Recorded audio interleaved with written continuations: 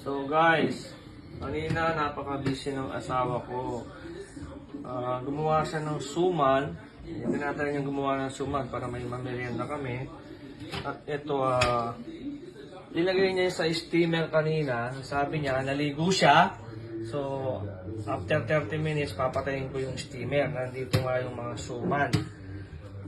Para may merienda sila. At may almusal kami bukas ng umaga. So, hindi ko alam kung anong klase ng suman to.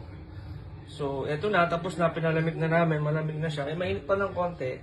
So, bubuksan na natin kung anong klaseng suman ang nangyari. Diyos ko, kinakabahan ako. Kung maganda, pangit. Kung pangit, huwag lang ituloy. Ha? So guys, lapit mo yung camera. Tingnan natin yung suman. Diyos ko. Uy, oh, tara, di ba guys? Uy, alam ko na, ano to, sumang labas. Sumang labas.